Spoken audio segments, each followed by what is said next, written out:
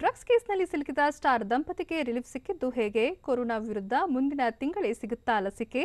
ಕೇಂದ್ರ ಸರ್ಕಾರದ ವಿರುದ್ಧ ಮೆಡಿಕಲ್ ಅಸೋಸಿಯೇಷನ್ ಅಸಮಾಧಾನ ವ್ಯಕ್ತಪಡಿಸಿದ್ದು ಯಾಕೆ? ಇದೆಲ್ಲವನ್ನು ನೋಡೋಣ ನ್ಯಾಷನಲ್ ನ್ಯೂಸ್ ಎಕ್ಸ್‌ಪ್ರೆಸ್‌ನಲ್ಲಿ. ಎನ್‌ಡಿಪಿಎಸ್ ಪ್ರಕರಣದಲ್ಲಿ ಕಾಮಿಡಿಯನ್ ಭಾರತಿ ಸಿಂಗ್ ಪತಿ ಹರ್ಷಗೆ ಜಾಮೀನು ಮಂಜೂರಾಗಿದೆ. ನವೆಂಬರ್ 21ರಂದು ಭಾರತಿ ಸಿಂಗ್ ದಂಪತಿಯನ್ನ ಎನ್ಸಿಬಿ ಅಧಿಕಾರಿಗಳು ಬಂಧಿಸಿದ್ರು. ಅಲ್ಲದೆ ಎನ್ಸಿಬಿ ದಾಳಿ ವೇಳೆ ಮುಂಬೈನ ಅಂಧೇರಿಯ ಫ್ಲಾಟ್ನಲ್ಲಿ ಇಬ್ಬರ ಬಳಿ ಗಾಂಜಾ ಪತ್ತೆಯಾಗಿತ್ತು. ಇದೀಗ ಇಬ್ಬರಿಗೆ ಜಾಮೀನು ನೀಡಿರೋ ಕೋರ್ಟ್ ಬಿಡುಗಡೆಗೆ ಆದೇಶಿಸಿದೆ.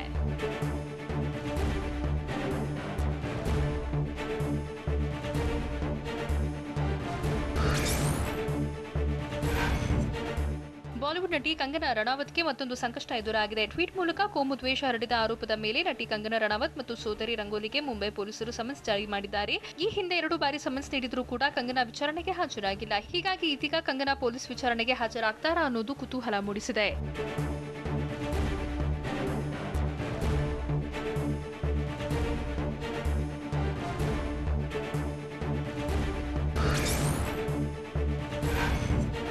ಇಡೀ ವಿಶ್ವವನ್ನೇ ಮಹಾಮಾರಿಯಂತೆ ಕಾಡ್ತಿರೋ ಕೊರೋನಾಗೆ ಕೊನೆಗೂ ರಾಮಬಾಣ ಸಿಕ್ಕಂತಾಗಿದೆ. ಅಮೆರಿಕ, ಇಂಗ್ಲೆಂಡ್, ಜರ್ಮನಿಯಲ್ಲಿ ಮುಂದಿನ ತಿಂಗಳಲ್ಲೇ ಲಸಿಕೆ ನೀಡೋಕೆ ಸಿದ್ಧತೆ ನಡೆಸಲಾಗಿದೆ. ಅಮೆರಿಕದಲ್ಲಿ ಕೊರೋನಾ ಸೋಂಕಿತರ ಸಂಖ್ಯೆ 1,25 ಲಕ್ಷ ದಾಟಿದ್ದು, ನವೆಂಬರ್ ತಿಂಗಳಲ್ಲಿ ಇದುವರೆಗೂ 30 ಲಕ್ಷ ಹೊಸ ಕೊರೋನಾ ಕೇಸಸ್ ಪತ್ತೆಯಾಗಿದೆ. ಈವರೆಗೂ 2,62,000 ಜನ ಕೊರೋನಾಗೆ ಬಲಿಯಾಗಿದ್ದಾರೆ.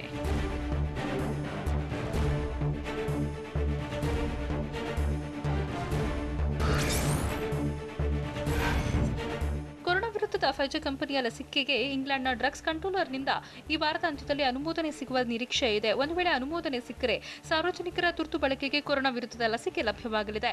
ಇನ್ನು ಅಮೆರಿಕದಲ್ಲಿ ಡಿಸೆಂಬರ್ 11-12ರಂದು ಎಫ್ಡಿಎಯಿಂದ ಫೈಜರ್ ಕಂಪನಿಯ ಲಸಿಕೆಗೆ ಅನುಮೋದನೆ ಸಿಗಲಿದೆ. ಹೀಗಾಗಿ 95% ಪರಿಣಾಮಕಾರಿಯಾಗಿರುವ ಲಸಿಕೆ ನಿರೀಕ್ಷೆಗಿಂತ ಮುಂಚಿತವಾಗಿ ಜನರ ಬಳಕೆಗೆ ಲಭ್ಯವಾಗ್ತಿದೆ.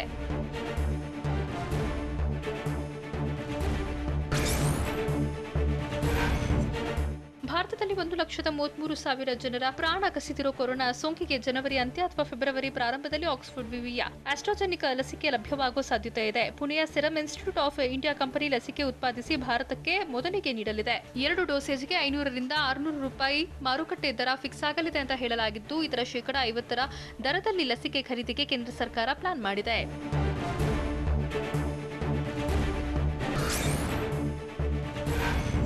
ಮುಂದಿನ ಸೆಪ್ಟೆಂಬರ್ ಒಳಗೆ 30 ಕೋಟಿ ಆದ್ಯತಾ ವಲಯದ ಜನರಿಗೆ ಲಸಿಕೆ ನೀಡೋಕೆ ಕೇಂದ್ರ ಸರ್ಕಾರ ಗುರಿ ಹೊಂದಿದೆ. ಆಕ್ಸ್ಫರ್ಡ್ ವಿವಿ ಆಸ್ಟ್ರಾಜೆನಿಕ್ ಕಂಪನಿ ಲಸಿಕೆ ಫೆಬ್ರವರಿಗೆ ಲಭ್ಯವಾಗುತ್ತೆ ಅಂತ ಸೆರಮ್ ಇನ್ಸ್ಟಿಟ್ಯೂಟ್ ಆಫ್ ಇಂಡಿಯಾದ ಸಿಇಒ ಪೂನಾವಾಲಾ ಹೇಳಿದ್ದು, ಲಸಿಕೆ ಯಶಸ್ವಿಯಾದರೆ ಅನುಮೋದನೆ ನೀಡೋಕೆ ಪ್ಲಾನ್ ಮಾಡಲಾಗಿದೆ. ಇನ್ನು ಭಾರತ್ ಬಯೋಟೆಕ್ನ ಕೋವ್ಯಾಕ್ಸಿನ್ ಕೂಡ 3ನೇ ಹಂತದ ಪ್ರಯೋಗದಲ್ಲಿದೆ. ಇದರ ಜೊತೆಗೆ ಲಸಿಕೆಗಳು ವಿವಿಧ ಹಂತದಲ್ಲಿ ಪ್ರಯೋಗದಲ್ಲಿವೆ.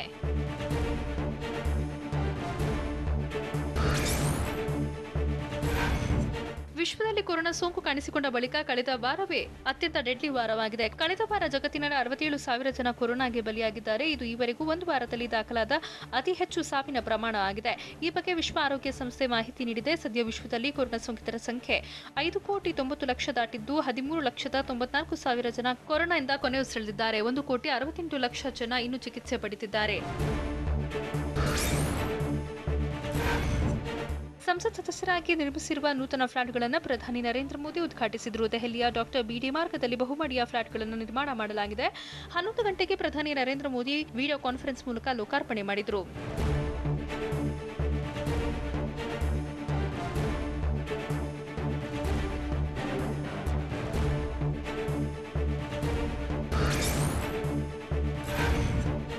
ವೈದ್ಯಕೀಯ ಕ್ಷೇತ್ರಕ್ಕೆ ಸಂಬಂಧಿಸಿದಂತೆ ಕೇಂದ್ರ ಸರ್ಕಾರ ಮಹತ್ವದ ನಿರ್ಧಾರ ಕೈಗೊಂಡಿದ್ದು, ಕೆಲವು ಶಸ್ತ್ರಚಿಕಿತ್ಸೆ ಮಾಡೋಕೆ ಆಯುರ್ವೇದ ವೈದ್ಯರಿಗೆ ಅನುಮತಿ ನೀಡಲಾಗಿದೆ. ಸರಿಯಾದ ತರಬೇತಿಯೊಂದಿಗೆ ಕೆಲವು ಶಸ್ತ್ರಚಿಕಿತ್ಸೆಗಳನ್ನು ಕೈಗೊಳ್ಳೋಕೆ ಸ್ನಾತಕೋತ್ತರ ಪದವಿ ಪಡೆದ ಆಯುರ್ವೇದ ವೈದ್ಯರಿಗೆ ಕೇಂದ್ರ ಸರ್ಕಾರ ಅನುಮತಿ ನೀಡಿದೆ.